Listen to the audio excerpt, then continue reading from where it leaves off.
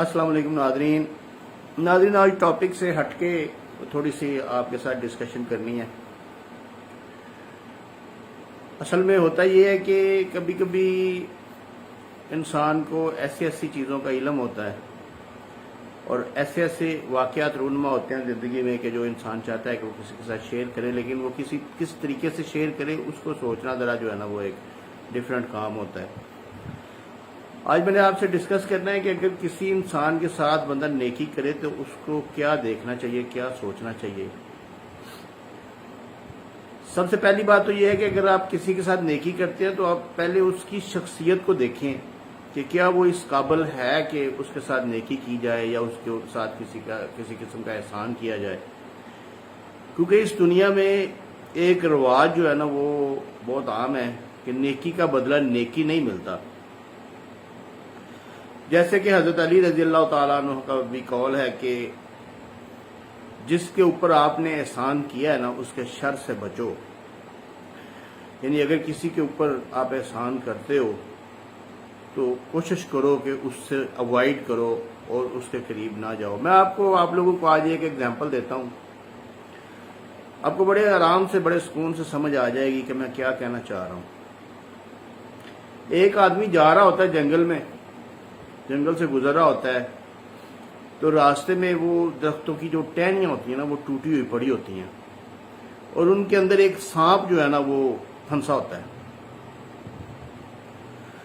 वो शख्स पहले तो गुजर जाता है, लेकिन फिर उसके ज़हन में आता है कि ये फंसा हुआ है, ये इधर फंस के मर जाएगा, तो मैं इसको निकाल देता हूँ, चलो अल्लाह ताला मुझे जो है ना वो अजर देगा इसका और मुझे भी कोई नेकी मिलेगी। वो टहनियों को लदा करता है और उसको सांप को जो है ना वो बड़े आराम के साथ और ध्यान और तहम्मुल के साथ जो है ना उसको निकाल देता है उसमें से। सांप जो है ना जैसे ही निकलता है तो उसको डंग मारने की कोशिश करता है। वो आदमी उससे कहता है कि यार मैंने तुम्हें अभी इतनी मौत के मुंह से निकाला और तुम मुझे डंग मारना शुरू कर दिया।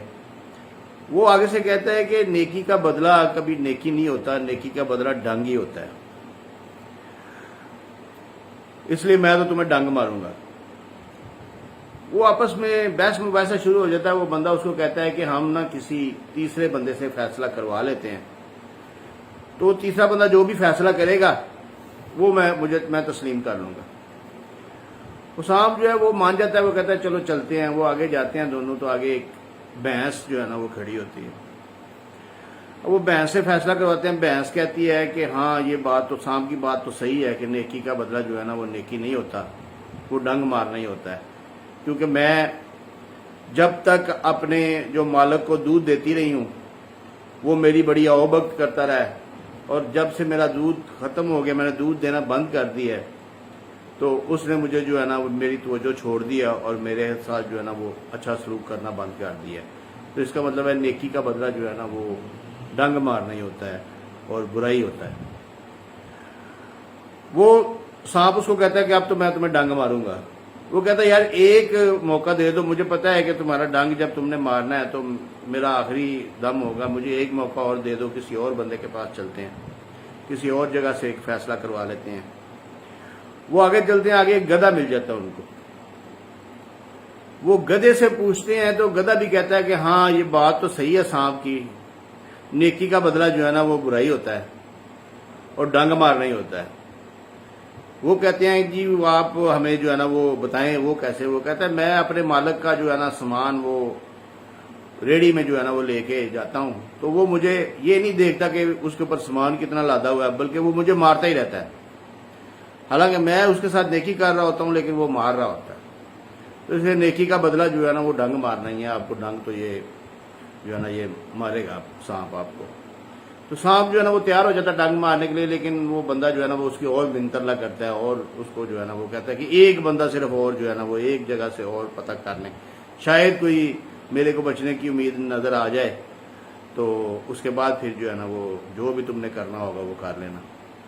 सांप को पता होता है कि दो जगह से मेरे हक में फैसला हो गया, अब क्या होगा, चलो कोई बात नहीं, 2-4 घड़ियां और जिंदा रहना चाहता है तो चलो चलते हैं आगे। आगे जाते हैं तो एक बंदर मिल जाता है। वो दोनों जब बंदर को स्टोरी सुनाते हैं तो बंदर थोड़ा सा सियाना होता है, क्योंकि बंदर के बारे में मशहूर है कि बंदर एक सियाना जानदार है। وہ بندر جو ہے وہ کہتا ہے کہ مجھے نہیں، میں تو اس طرح فیصلہ نہیں کر سکتا، کیونکہ اس طرح تو حق سچ جو ہے نا وہ ہو نہیں سکتا. میں تو فیصلہ کروں گا کہ جب تم واپس سانپ کو انہی ٹہنیوں کے اندر رکھو گے اور پھر اس کو نکالو گے، میں دیکھوں گا کہ تمہاری نیکی کتنی ہے، تو پھر میں فیصلہ کروں گا کہ اس کا بدلہ کیا ہونا چاہیے. وہ دونوں مان جاتے ہیں. وہ واپس جاتے ہیں تو وہ جا کے جناب وہ ٹہنیاں اٹھاتے ہیں، نیچے سانپ جاتا ہے، اس کے اوپر وہ ٹہنیاں اسی طرح اس کو لپیٹ دیتے ہیں. سانپ ٹہنیوں میں پھنس جاتا ہے. تو بندہ جو ہے نا وہ دوبارہ اس کو نکالنے لگتا ہے، تو بندر اس کو کہتا ہے کہ اب اس کو نہ نکالو، کیونکہ یہ سانپ ہے اور یہ نیکی کا بدلہ تمہیں کبھی نیکی نہیں دے گا. اسی لیے وہ پنجابی میں مثال دیتے ہیں کہ سپاں دے پتر کدی متر نہیں ہوندے. یعنی کہ سانپ کو جتنا مرضی آپ پال لیں وہ الٹیمیٹلی آپ کو ڈنگ مارے گا. اور سانپ کے حوالے سے ہی جو آستین کا سانپ ہے نا اس کا لفظ نکالا گیا ہے کہ جو آپ کا بڑا قریبی ہوتا ہے لیکن وہ اندر کھاتے آپ کو ڈنگ مار رہا ہوتا ہے.